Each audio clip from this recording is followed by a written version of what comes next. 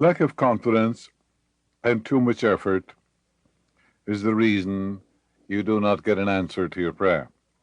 Many people block answers to their prayers by failing to fully comprehend the workings of the subconscious mind. When you know how your mind functions, you gain a measure of confidence.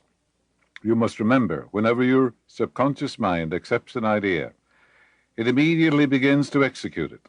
It uses all its mighty resources to that end and mobilizes all the mental and spiritual laws of your deeper mind. This law is true for good or bad ideas. Consequently, if you use it negatively, it brings trouble, failure, and confusion. When you use it constructively, it brings guidance, freedom, and peace of mind. The right answer is inevitable when your thoughts are constructive, when you're in tune with the infinite, and when you have love and goodwill to all. From this, it is perfectly obvious that the only thing you have to do in order to overcome failure is to get your subconscious to accept your idea or request by feeling its reality now. And the law of your mind will do the rest. Turn over your request with faith and confidence, and your subconscious will take over, and the answer will come. You will always fail to get results by trying to use mental coercion or force. Say, I tried so hard. Your subconscious mind does not respond to coercion. It responds to your faith or conscious mind acceptance. Your failure to get results may also arise from such statements as, things are getting worse. I will never get an answer. I see no way out. It is hopeless. I don't know what to do. I'm all mixed up. When you use such statements, you get no response or cooperation from your subconscious mind. You're like a soldier marking time. You neither go forward nor backward. In other words, you don't get anywhere. If you get into a taxi and give a half a dozen different directions to the driver in 5 minutes, he would be completely and hopelessly confused and probably would refuse to take you anywhere. It is the same when working with your deeper mind. There must be a clear-cut idea in your mind. You must arrive at the definite decision that there is a way out, a solution to the vexing problem in sickness, lack, or limitation. Only the infinite intelligence within your subconscious knows the answer. When you come to that clear-cut conclusion in your conscious mind, your mind is then made up, and according to your belief is it done unto you. A house owner once remonstrated with a furnace repairman for charging $200 for fixing the boiler. The mechanic said, I charge 5 cents for the missing bolt and $199.95 for knowing what was wrong. Similarly, your subconscious mind is the master mechanic, the all-wise one, who knows ways and means of healing any organ of your body as well as your affairs. Decree health, and your subconscious will establish it, but relaxation is the key. Let go. Let the God presence handle it. Easy does it. There's only one healing presence. It made you from a cell. It knows all the processes and functions of your body. Relax, let go, and realize this almighty healing power is flowing through you now. Do not be concerned with details and means, but know the end result. Get the feel of the happy solution to your problem, whether it is health, finances, or employment. Remember how you felt after you had recovered from a severe state of illness. Bear in mind that your feeling is the touchstone of all subconscious demonstration. Your new idea must be felt subjectively in a finished state, not the future, but as coming about now, for you always pray in the now. In using your subconscious mind, you infer no opponent, you use no willpower. You imagine the end and the freedom state. You will find your intellect trying to get in the way, but persist in maintaining a simple, childlike, miracle-making faith. Picture yourself without the ailment or the problem. Imagine the emotional accompaniment of the freedom state you crave. Cut out all red tape from the process. The simple way is the best. Kuli, the famous psychologist from France who visited America about 50 years ago, defined the law of reversed effort as follows. When your desire and imagination are in conflict, your imagination invariably gains the day. If, for example, you were asked to walk a plank on the floor, you would do so without question. Now suppose the same plank were placed 20 feet up in the air between two walls. Would you walk it? Your desire to walk it would be counteracted by your imagination or fear of falling. Your dominant idea, which would be the picture of falling, would conquer. Your desire, will, or effort to walk on the plank would be reversed, and the dominant idea of failure would be reinforced. Your subconscious mind accepts the dominant of two ideas. Mental effort is invariably self-defeated, eventuating always in the opposite of what is desired. The suggestions of powerlessness to overcome the condition dominate the mind. Your subconscious is always controlled by the dominant idea. Your subconscious will accept the strongest of two contradictory propositions. The effortless way is the better. If you say, I want a healing, but I can't get it. I try so hard. I force myself to pray. I use all the willpower I have. You must realize that your error lies in your effort. Never try to compel the subconscious mind to accept your idea by exercising willpower. Such attempts are doomed to failure, and you get the opposite of what you prayed for. The following is a rather common experience. Students, when taking examinations and reading through their papers, find that all their knowledge has suddenly deserted them. Their minds become appalling blanks, and they are unable to recall one relevant thought. The more they grit their teeth and summon the powers of the will, the further the answers seem to flee. But when they have left the examination room and the mental pressure relaxes, the answers they were seeking flow tantalizingly back into their minds. Trying to force themselves to remember was the cause of the failure. This is an example of the law of reversed effort, whereby you get the opposite of what you asked or prayed for. I tell students, take the simple examination or the simple question first, answer it. There are always one or two simple questions, easy ones. Then you're relaxed, and your mind is in a passive psychic receptive state, and the memory and the wisdom of the subconscious rises to the conscious mind when the conscious mind is relaxed.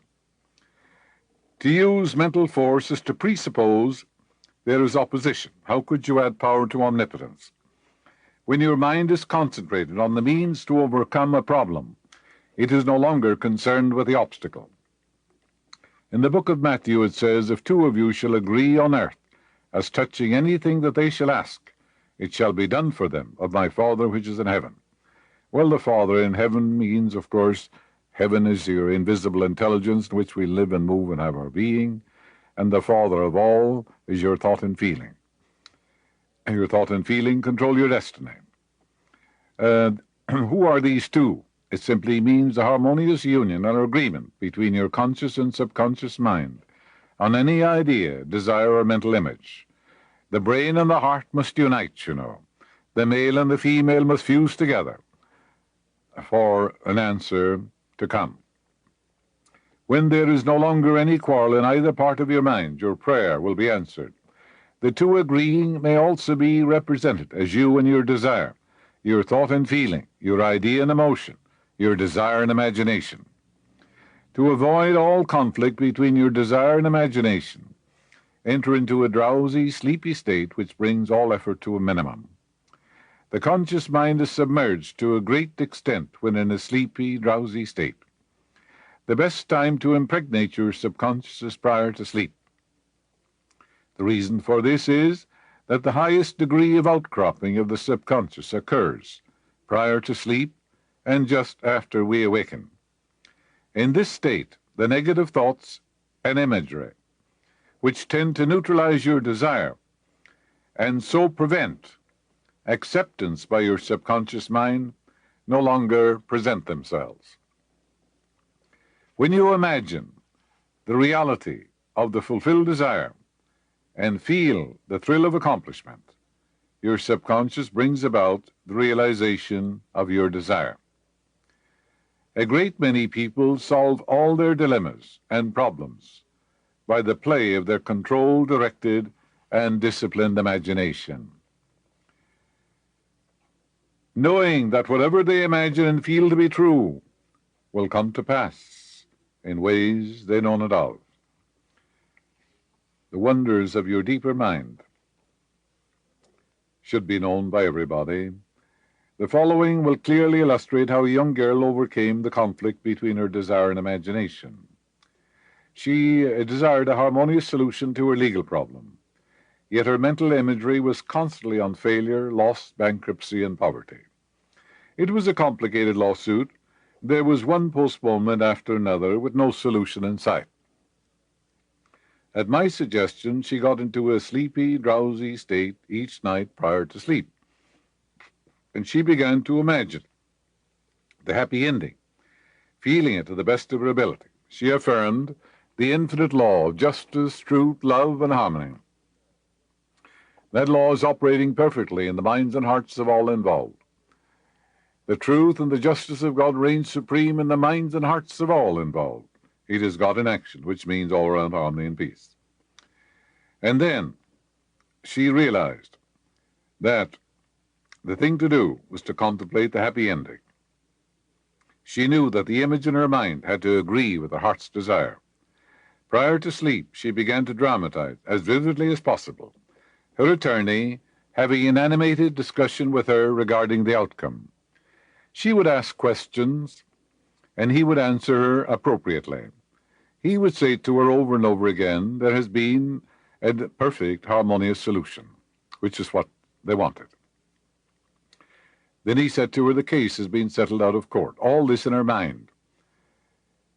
During the day, when fear thoughts came to her in her mind, she would run her mental movie with gestures, voice, and sound equipment. She could easily imagine the sound of his voice, smile, and mannerism.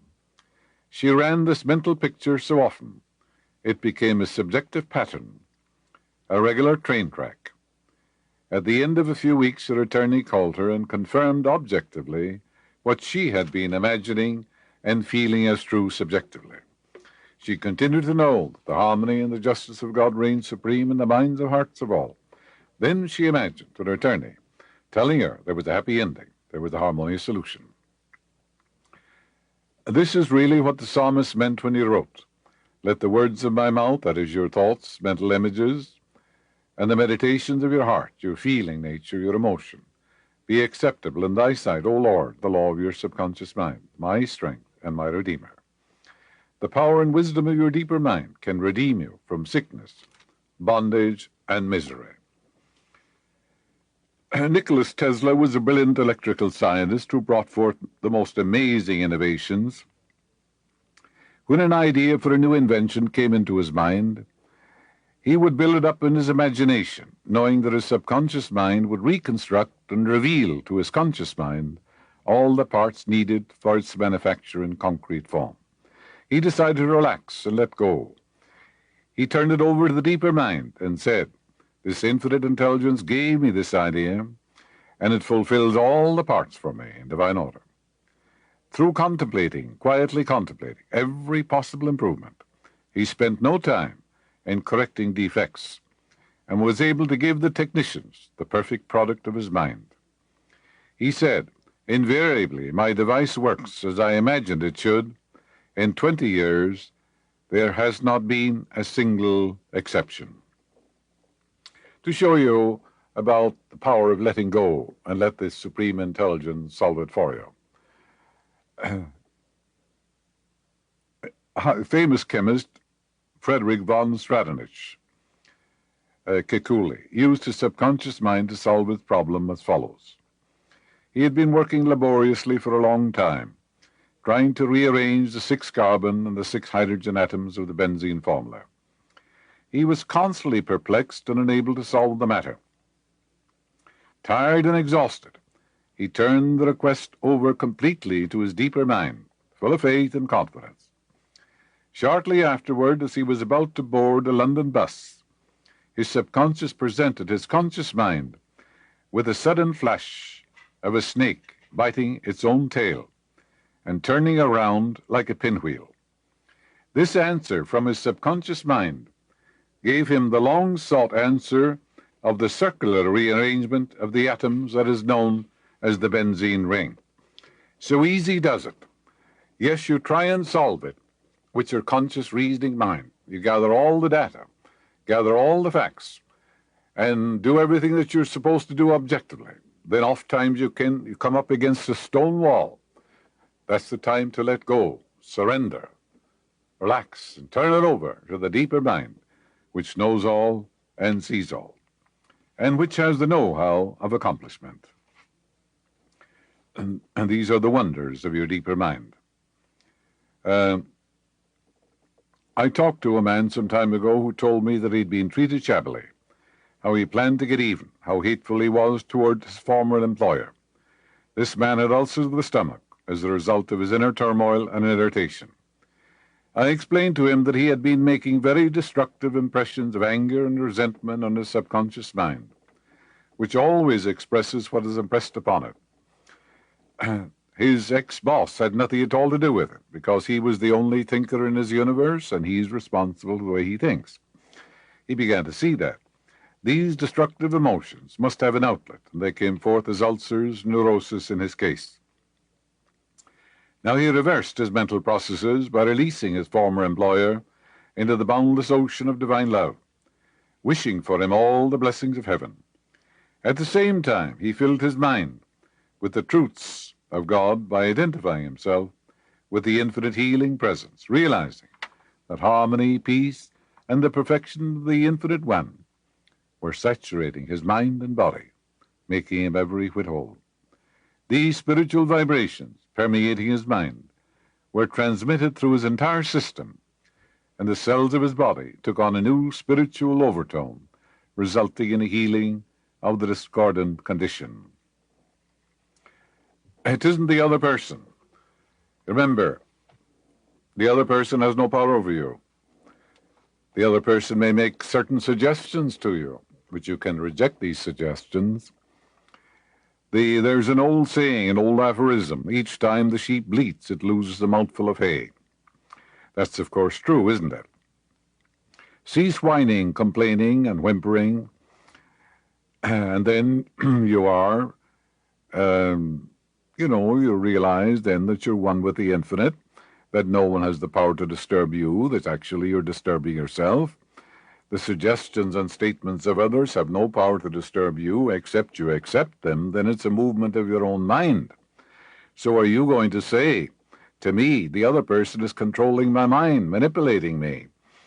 The other person is telling me what to think and do. No, you're the master. You don't want somebody else manipulating and controlling your mind. The other person has no power. Stop giving power to other people. The power is within you. It's the infinite power. And when you think God's thoughts, God's power is with your thoughts of good. Realizing you're one with the invincible, one with the eternal one with God as a majority, and if God be for you, who can be against you? Then you're in control, aren't you? You're in control of your own thoughts, your own mind, your emotions. If someone can get you angry and upset, bringing about an inner turmoil, then, of course, they have power over you, because you're highly suggestible. You're governed by a negative emotion created by yourself, and whatever you do would be wrong under the sway of a negative, destructive emotion. I heard a woman the other day.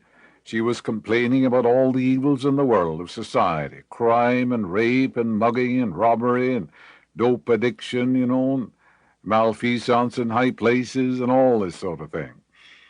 And yes, she had certain ideals and all that. And I said to her, "Judge not, lest ye be judged. For with what judgment ye judge, ye shall be judged, and the measure you mete shall be measured unto you."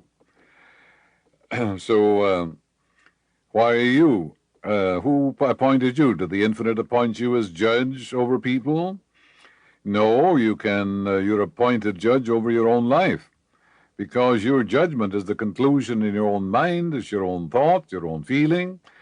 It's the verdict in your own mind, and whatever you think about another, you are creating in your own mind and body and circumstances. She didn't know that. She didn't know what she was doing to herself. Actually, she was poisoning herself. I said, you have to watch your resentment, your hatred, your disdain and contempt, because you're the thinker. And therefore these negative, destructive emotions pollute the sanctuary of God, which is your own soul. And they're brought on. What have they brought on in your case? Ulcers and high blood pressure and skin rashes, costing you a lot of money, going to dermatologists and all that sort of thing. So I said, each time the sheep bleats, it loses a mouthful of hay. Each time you're speaking that way, you're losing energy and vitality and enthusiasm and good discernment and losing health too. And I said, permit people to be what they are.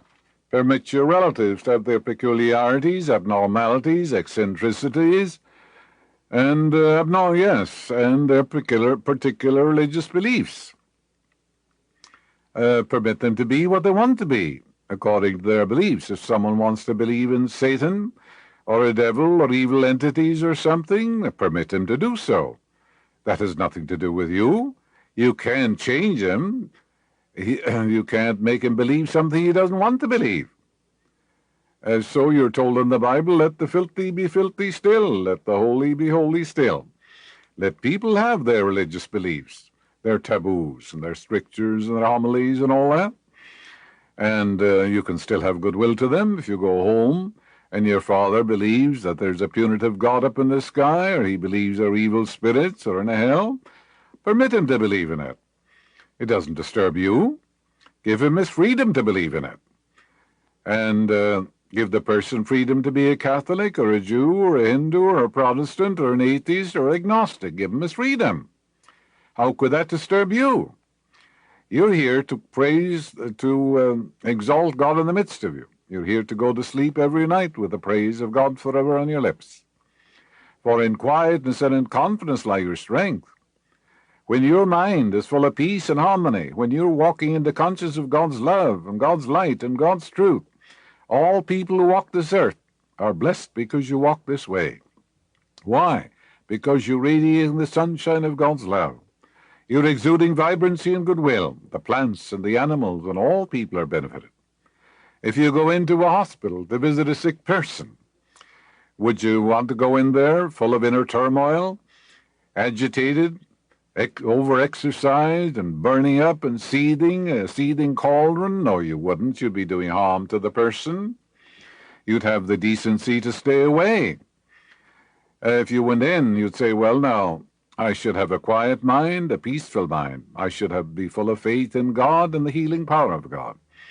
And I can give that person a transfusion of faith and of love and of God's Spirit. And I can lift that person up. And I can tell that person about the infinite healing presence which made him or her from a cell, and that with God all things are possible. I can tell the person that how he can picture himself home, doing what he loves to do. And really you can give a marvelous spiritual transfusion of grace, of love, of faith, of confidence and power. And now, the quiet mind gets things done. In quietness and in confidence lie your strength. Not in getting agitated and perturbed and becoming a seething cauldron over the conditions in the world. You can't change the world, but you can change yourself. You may disapprove of what people do. Certainly people disapprove of mugging and raping and murder and all this sort of thing. You do the best you can. You write to your senators and congressmen. You participate in voting. And you cooperate with police, and you do all the things. But the main thing is keep your own mind quiet. Keep it in tune with the infinite. Because agitation, turmoil, resentment, hatred, and anger, these solve no problems. They only make matters worse. You're pouring out more toxins, more effluvia on the mass mind. You're doing more harm than good. You can disapprove, yes. Who doesn't? You can do it dispassionately. It isn't the question is, I'm not interested in the world, or things of that nature. No. You are interested in the world. You're in the world, but you're not of it. You don't participate in the negativity of the world. You walk in the consciousness of God's love. Man is furious, agitated. He said he turned livid with rage because he read a column in the Times, some morning newspaper, and it made him see red, he said, that he'd like to strangle the columnist. Well, this is all nonsense, because the newspaper is simply a piece of paper with some ink on it, some printing. It's harmless. It has no power to disturb you. So I explained to him, as that's a piece of paper. It has no power to disturb you or give you indigestion or high blood pressure. If you get very, very angry, you can get a stroke. Rage can bring on a stroke. And so can anger at a very high level. These are dangerous things to do. You certainly don't solve the problems of the world that way. So I said the columnist has a perfect right to write that. That's what he believes. But I said, you have a perfect right to disagree with him. You can also write an article to the newspaper pointing out what you believe. You can do that dispassionately, without hatred, resentment, anger, or sense of vengeance, or things of that nature, because then you're only poisoning yourself. And it's a movement of your own mind. The columnist wasn't responsible. I said the columnist doesn't determine your health, or your happiness, or your sickness, or your peace of mind, or your prosperity, does he? He said, no, of course not. I said, you're in charge of your own mind. You're your own boss. All things are under your feet. And you're going to let the columnist hypnotize you and mesmerize you the rest of the day? So he gradually woke up, So it isn't a question of indifference to the world, no. But it's keeping your poise, your balance, your equilibrium, your serenity. And then you're in control. For, as the army says, easy does it. And the quiet mind gets things done. Did you ever see a mind in turmoil getting anything done that is right? No. It's all right to be exercised, all right over crime and rape and robbery and vandalism and the frightful welfare system and things of that nature. Do the best you can to change conditions, because the government is simply a representation of the people, whether it's a local government, a state, or national. It's a representation of the consciousness of 200 million people. Therefore, if we want to change our government, we have to change ourselves. And because the government we have is a representation of the consciousness of 200 million people. So, be transformed by the renewal of your mind and prove that which is a perfect and acceptable will of God. But if a man has a bitter heart, and he's full of hate towards people, despising them, looking down on them with contempt, he's unfit to change anything, because he's suffering from an inner turmoil. He that is slow to wrath is greater than the mighty, and he controlled the spirit is greater than he that taketh the city. And your spirit are your emotions. You're supposed to control them. So a man who's suffering from inner turmoil, he's no help to anyone. He's a poor companion, a poor father, a poor co-worker. The degree of success in handling affairs of the world is directly proportionate to your tranquility, your serenity, your peace of mind, your sense of poise and balance, your sense of inner insight, and also your realization that there is an infinite intelligence within you that guides and directs and reveals to you the perfect plan and shows you the way you should go. So a doctor, when he goes into an operation, has to have equanimity, doesn't he? And serenity. He can impart it to the patient, can't he? But if he goes in shaking with anger, with turmoil, he frighten the life out of the patient. So inner explosions are not the answer. Cease your complaint, and you're not hurt, Marcus Aurelius said 2,000 years ago, because the spirit in you can't be hurt, can't be wounded, swords pierce it not, and fire burns it not, and wind blows it not away. Knowing these things to be true, it says, why grievest thou for it? So there is this wonderful presence and power within you that can't be hurt. That's your true identity, the living Spirit Almighty. And who shall hurt you, you're told, if you're a follower of that which is good? No evil shall befall the just, or no plague shall come nigh thy dwelling. No good thing shall be withheld from him who walks uprightly in the law. Angels shall watch over you, they'll bear you up, lest you dash your foot against a stone. When he giveth quietness, who then can make trouble? That's a magnificent truth. When God giveth you quietness, when you tune in on the God of peace, and say, his river of peace flows through me, when he giveth quietness, who then can make trouble for you? A woman said to me some time ago, I'm so furious, I'm so mad, I could kill Mary. It seems Mary had spread lies about her and had also tried to undermine her in the position she held. And the woman permitted Mary to disturb her. In other words, she gave power to Mary which Mary did not possess. Who controls your mind? You control it. You're the thinker. Are you going to let the other person control you, manipulate you? No. You're in control. So I explained to her, I said, the trouble is in your own thought life. A lie has short legs. You know the truth of being. How could it hurt you, except you permit it to hurt you? Mary was not responsible for the way she was thinking about her. She realized suddenly that the whole trouble was in her own mental imagery and thought patterns. She let fear run riot in her own mind. And fear is a thought in your own mind, created by yourself, you know. And this fear thought was browbeating, intimidating, bullying, and frightening her. The whole process being one of her own creation. The other person has no power. The power is in you. God indwells you, walks and talks in you. When another person says something negative to you, you can reject it. You don't have to accept it. If you accept it, then it's a movement of your own thought.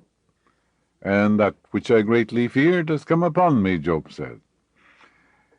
This young lady had good common sense, and she began to vent her spleen on the bacteria of fear, hatred, and resentment in her mind, casting out these mental poisons and neutralizing the toxic effects with right thinking and right feeling. She placed the divine presence back on the throne of her mind, saying to herself, I will fear no evil, for thou art with me, thy rod, thy power, and thy staff, thy authority are with me. Where God is, there can be no evil, and as she saturated her mind with the simple truth, God is the living Spirit Almighty within you. It's the only creative power there is. It's the one power. There are not two powers or three or 1,000, just one. And how do you use that power? When you use it constructively, men call it God and Allah Brahma. When you use it negatively, destructively, or ignorantly, then you call it pain and misery and devil and hell and all these other words. They're just a lot of words. There's only one power, one creative power. Your thought is creative. Therefore, if you think good, good will follow. If you think evil, evil will follow. If you think lack, lack will follow. If you think of God's riches, riches will follow. Your thought is creative. That's the only immaterial power you know. And that's God, too, in a certain sense. For the Word was God. The Word was creative. There's only one creative power. So, as she saturated her mind, she said, God is, His presence fills my soul and rules my life. And divine love saturates my whole being, and when love comes in, all ill will vanished away. Two unlike things repel each other, you know. The lower is subject to the higher. She positively refused to let some other woman give her migraine, indigestion, insomnia, and the jitters. It's the quickest way in the world to get old and wrinkled, you know, is to be resentful or bitter or hostile. No one has the power to disturb you. The power is in your own thought life. You are the one to determine how your thought moves. Good and evil are the movements of your own mind. They're in your motivation. Nothing evil about a laser beam or nuclear energy or anything. How do you use them? Do not permit thieves of fear, resentment, and inadequacy to restrict, bind, and hold you in the chains of bondage. The world we see is really the world we are. We see it through the mental pictures and convictions of our deeper mind. We color everything by our inner beliefs and convictions. Man projects his feelings, prejudices, and animosities onto people, and he forms a twisted, distorted picture of everything.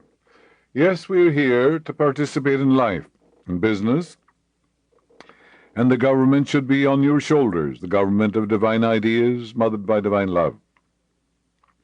Imagine a government in Sacramento governed by thugs and murderers and gangsters, You wouldn't have it, would you? Well, what about the gangsters in our own mind? We're governed by divine ideas, at least we should be. But if you're governed by resentment and anger and fear, it's a frightful government. And what kind of a result will you have from a government like that?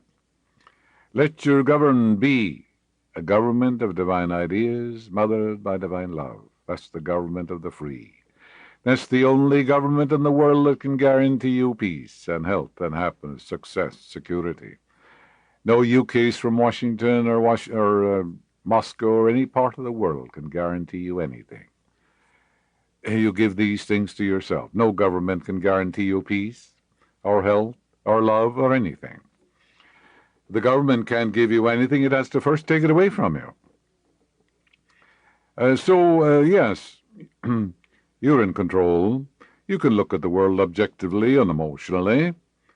And what the other person writes, the newscaster, shouldn't disturb you. You say, I don't agree with him. I think everything he says is false. That's your attitude of mind, but you don't let him say, look, you're suffering from insomnia. You better have these tablets tonight. Are you going to run out and get some tablets because he said you may have trouble sleeping? Then you're hypnotized and mesmerized. You can say, look, I sleep in peace, I wake in joy. He has no power to make you buy sleeping tablets. So what governs you? Your estimate, your blueprint, your belief, or is it the other person's belief about you? If someone says to you, well, you're a failure, you'll never amount to anything, what would you do? You'd say, well, I'm born to win, succeed, I must succeed, the infinite can't fail, and one with God is a majority, and I'm going to succeed in a remarkable, unique way, for the power of the Almighty flows through me. Every time that person says you're going to fail is a stimulus to you to reinforce your faith in an almighty power which never fails. In other words, we have to wake up and stop blaming people, stop blaming conditions. No one to blame but myself. Realize there's one creative power. That power is in you. The other person doesn't control you, and the power isn't in the other person to manipulate you except you permit it. Is your mother-in-law or father-in-law or some other in-law or outlaw or somebody governing your mind? Are you governing your own mind? Do you pray in the morning and saturate your mind with eternal truths? Do you say, God is my guide, my boss, my way-shower, my counselor, the source of my supply? My expectation is from him who giveth to all life, breath, and all things. So realize the creative power is in you. You're not subject to the other person's thought. Respect your own thought. In the beginning was the Word was with God, and the Word was God. The Word is the thought expressed. It was God, meaning it's creative. It's divine. You're told in the Bible against an Israelite that even a dog can lift a stone. An Israelite is not a race of people, is simply any man or woman who realize the God present, the living Spirit Almighty is God, and realize it's sovereign and supreme, and that your thought is sovereign. You recognize the sovereignty of the Spirit and the regnancy of your thought. Then you're called an Israelite. The thought about you has no power until it becomes your thought and you accept it. So therefore be sure that you wish for everyone what you wish for yourself. And you wish for them health and happiness and peace while you're the thinker. And if you wish for them anything else, you're wishing it for yourself. Ask yourself, would I like to live with what I'm thinking and wishing for the other person? If the answer is yes, the road for you is health and happiness. Paul says, none of these things moves me. This doesn't mean that you're cold or callous at all or indifferent. No. You understand. To understand all is to forgive all. You don't, as Marcus Aurelius said, where there's no opinion, there's no suffering. Where there's no judgment, there's no pain. If the cucumber is bitter, he said, don't eat it in the Marcus Aurelius Meditations. And where there are briars or brambles on the road, avoid them. Let your opinion lie still. Therefore, surely there's crime in the world. There's war down through the ages, ever since man, as far back as we can go. Ever since man walked the earth, we've had greed and avarice and hate and all that sort of thing. We've had war, we've had love too. We've had great sacrifices. We've had great men who contributed to the world too. So you're not here to suffer. You're here to release the imprisoned splendor that is within. Suffering is ignorance. All suffering is ignorance.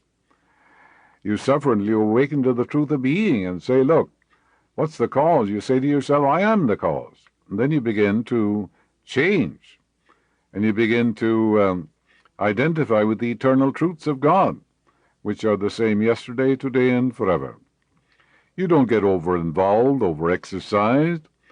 Yes, sympathy is going down in the quicksands with the other. It's identifying with the baleful, morbid aspects of the situation. You would be a poor nurse, a poor counselor, a poor friend. On the other hand, compassion is standing on firm ground and throwing a rope to the person who's in the quicksands and pulling him out, but you don't go down with him. There's a vast difference. Just as I said, you go into a hospital, lift the person up, see him as he ought to be, happy, joyous, and free, give him a divine transfusion, realize the healing power of God is flowing through him, vitalizing, healing, restoring him, telling him all about it, lift him up.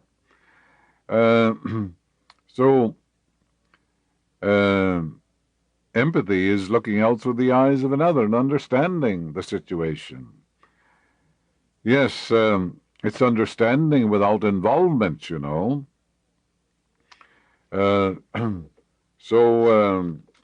there's a great difference, You're to lift the person up, not go down with him.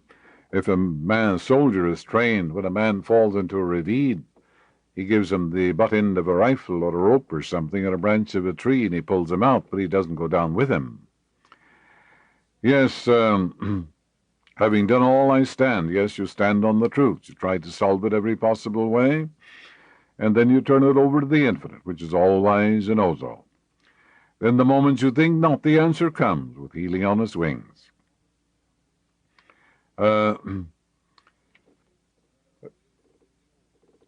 Now, there's an old saying, why burn down the house to get sound roast beef, to get some roast beef, Be foolish, wouldn't it? Well, many people go from Los Angeles to New York by China. They go all around Robinson's barn, Why make it so hard? Why do it the hard way? The easy way is the best. Do things simply and directly, with little fuss as possible. Come to the point when you pray. Don't hover over the problem. Realize Infinite Spirit knows only the answer. Don't fight the problem. Know the truth, and know that there's a solution, that there's a way out. Don't use a shovel or a spade to kill flies, You can't add power to omnipotence, Meet all problems head on. Face them. Certain problems and situations are not, can't be solved by fighting and quarreling with them. These problems, they'll get worse, won't they? You try to solve a problem, yes, but there's such a thing as being a spiritual paratrooper. There are times when you fly over the problem and go to the God presence within and there claim the solution, the way out, and the happy ending. So it isn't always the path of wisdom to deal frontally with the situation. There are times when it's to let go and say, well, I've done everything, and the God presence is going to take over now. An alcoholic can't solve his problems by willpower or coercion. He takes an oath in the Bible that he will not drink anymore and all that. That's nonsense. He suppresses the desire, and then 3 or 4 months later, he goes on a terrible binge. No, the answer is to come to a decision. And when he decides to give it up, no willpower won't get him anywhere. Mental coercion, A mental force won't get him anywhere at all. It'll get the opposite result. That's the law of reversed effort that we spoke of. So I said, do you want to give it up? Yes. Well, then we have no problem. You're 75% healed. You claim freedom and peace of mind. You imagine that you're doing what you always did. If you're an attorney, you're pleading a case before the judge. You're actually there. You're talking to your client. You make there, here, in the future, now. And you realize the almighty power flows through that focal point of attention, flows through that mental movie of yours. And when the temptation comes, or the shakes and the jitters, you're tempted to go to the bottle, flash on the mental picture, flash in the movie, and say, the power of the Almighty is backing me up now. And as you continue to do that, quietly and feelingly and knowingly, the moment will come when you're compelled to freedom, sobriety, and peace of mind, whereas before you were compelled to drink. That's the wonders of imagination, called the workshop of God. So willpower won't get him anywhere. Imagination is the creative, it's powerful. You can do the same with smoking, excess smoking, or addiction of any kind. Silently imagine yourself like the attorney. He's free. Sobriety and peace of mind, and he's back at the desk. He's talking to clients. He's doing all the things he would do. He feels the tangibility of the desk, the naturalness of it. He's before the judge, and he's shaking hands with the judge after the case is over, and so on. So it's all real. Silently imagine yourself doing what you want to do, and keep this up. Flash the movie on frequently. It's the workshop of God. All the power of the Almighty will flow to that focal point of attention. And then, yes, the old pattern is there, but you're supplanting it, aren't you? And remember, the opposition between them is simply temporary. You know very well you're going to supplant it. Yes, you're going to dislodge it. Because you do it doggedly, you do it with perseverance. He who perseveres to the end shall be saved. The solution will come.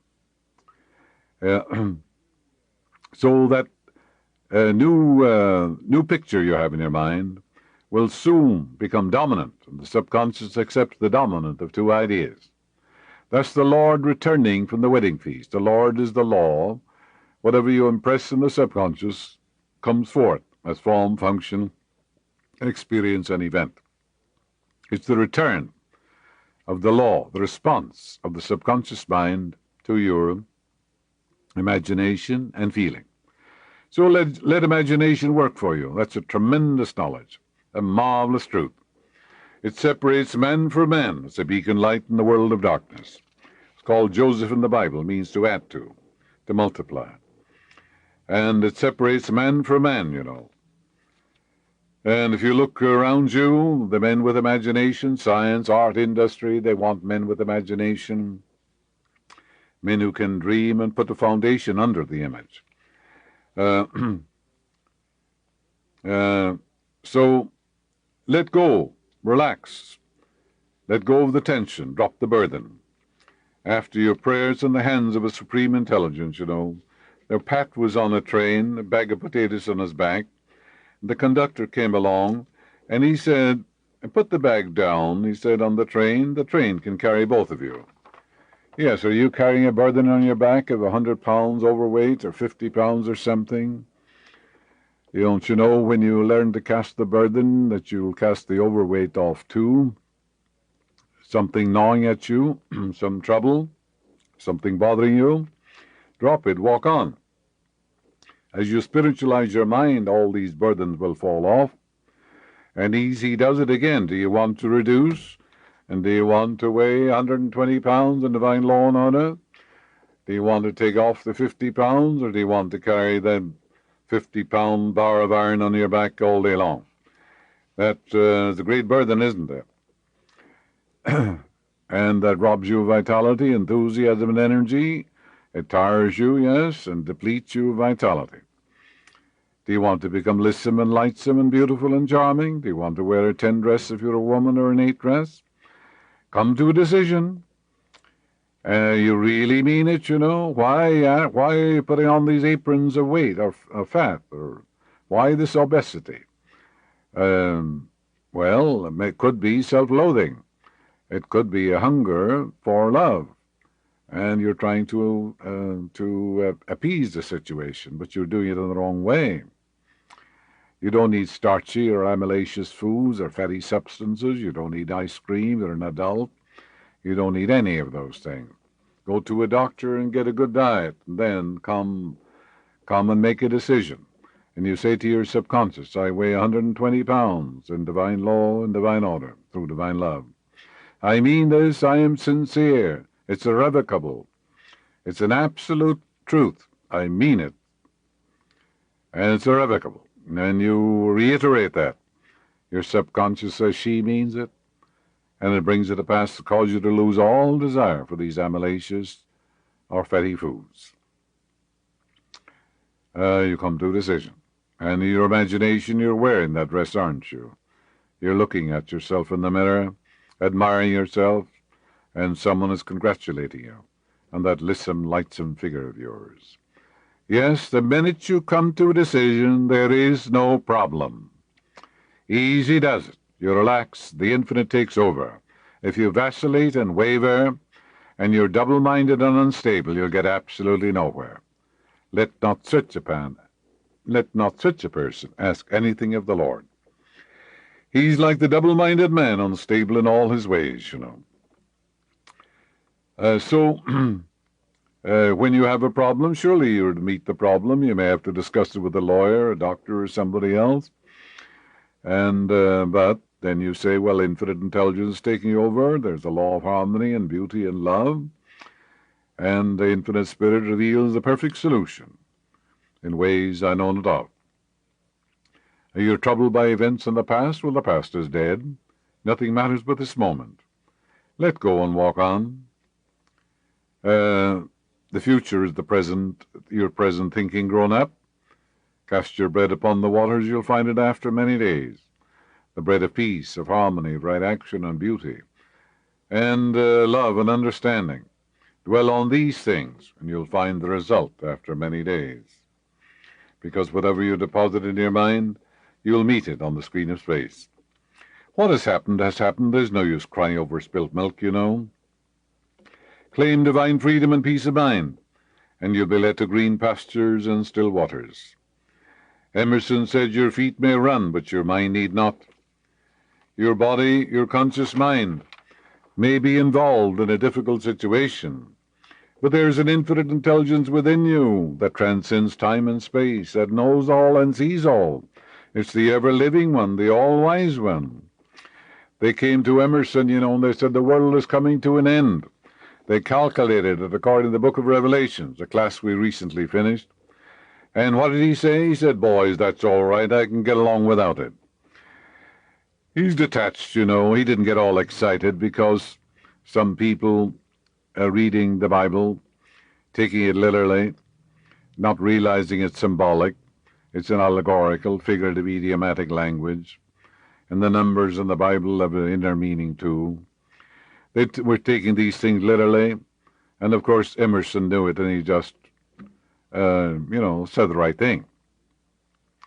Yes, you can get along without it, too. In the next dimension, you have a body, and you can get along. Have no inordinate attachment to anything.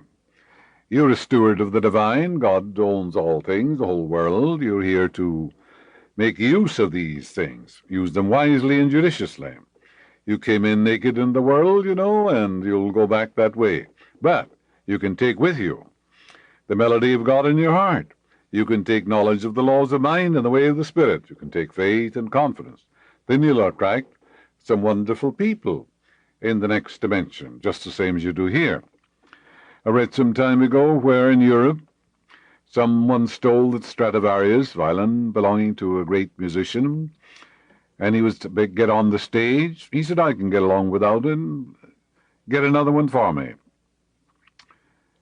He wasn't possessed by it, you know. He didn't get all excited and tear his hair and said, well, look, this $5,000 Stradivarius is missing and all this sort of thing. He had to go on the stage. He said, give me a violin. Any violin. So never say, I cannot live without this or that. Of course you can, because he wasn't restricted because someone stole his violin, you know. You can steal the equipment or the armamentarium or the of a doctor, you know. He still can practice, can't he? He can always get these back. He can't steal the things that are in his mind, the knowledge of materia medica and pharmacology, anatomy, and so forth. You may steal the accoutrements of his profession. You can steal all the instruments. But the thermometer and the stethoscope and all that doesn't mean anything. There are certain things you can't steal, you know. So don't believe anything that limits you or binds you, restricts you in any way, shape, or form. It must be false. Don't cling too much. Be willing to let your grandfather, you know, go on when he goes on, or your grandmother. You can't have them forever, for everybody passes away. Be willing to have it so. Loose them and let them go. And say, well, God is, and his love flows through them. Your children come through you, not by you. They're loaned to you from the infinite. Be willing to let your children go, and be willing to let them get married. Wish for them all the blessings of heaven. A woman is all excited because her son, 19 years of age, you know, left college. He was studying medicine. He said, I don't like medicine. I don't want to be medicine. He married a girl. They were pregnant before marriage, and he rented a place, and mother's all upset and agitated and upset, you know. So I said, look, you have to learn to let go and relax and release them unto the infinite. Realize God is guiding them. There's right action in their lives. Loose them and let them go. Stop thinking negatively of them. Stop holding them in bondage, with your restricted thought. You can't live their lives, and what you love, you release. So she began to see that the thing for her to do was to loose them and let them go, wishing for them health and happiness and peace and guidance and right action. Where they are, God is. You don't possess your son, you know. You don't possess your daughter. Over-possessiveness is not love. You must learn to let go. The boy becomes 21. He said, Mom, I'm going off to India and I'm getting married. Well, he was loaned to you from the infinite. You rejoiced that you had him all these years. Now you're willing to let him go. And you don't, the man is getting married. You don't say, look, you shouldn't marry that woman. Or sometimes the mother says to the daughter, don't marry him, you know, or to the son, don't marry her, and she's awful and all that. Never do that. Never meddle in any way, shape, or form. Don't ever go in for your don'ts. Don't ever say you shouldn't do this or you shouldn't marry that girl and all this sort of thing. No. Loose them and let them go. Say God is guiding them. There's right action in his life. Whatever he does can only bless him. Because what's guidance for him is guidance for you. Take your hands off and don't meddle in any way, shape, or form. Yes. Be willing that they leave as young men and women at any time. Grant them their freedom. For love frees, love gives. Love is the Spirit of God. Love is not possessiveness. Love isn't selfishness. So if the father loves the daughter, he doesn't say, look, your mother has passed on. You must stay here in my old age and take care of me and to keep house and all this sort of thing. That's not love. He knows that girl wants to go out dancing, wants to get married, perhaps wants to go to college. She wants to do all the things a young girl wants to do.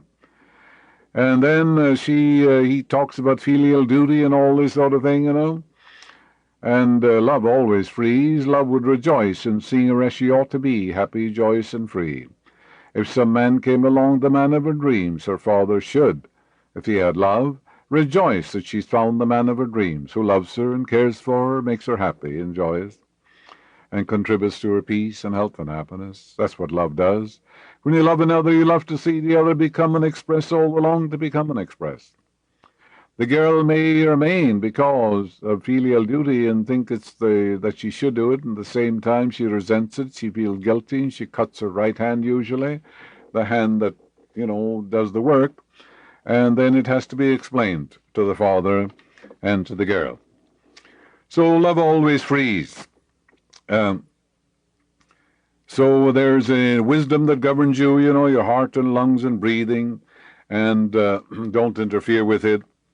Let go, don't intrude with fear, worry, and anxiety, So realize divine right action for the other. How does the mother or the father know what's best? First things first. God knows and God cares. Therefore realize God is guiding them. Divine love fills their soul. There's only divine right action for them. But stop playing God. No use in saying, oh, you're killing me, my heart is bad, And if you go to that science of mind or unity or divine science or something, you're killing me, you're leaving the faith of my fathers, I'm getting old, you'll be sorry someday. That's emotional blackmail. The father or the mother should rejoice that the daughter or the son has found something that gives them peace of mind and happiness and joy. In all their ways acknowledge him. He will make plain their paths. Trust him, believe in him right now.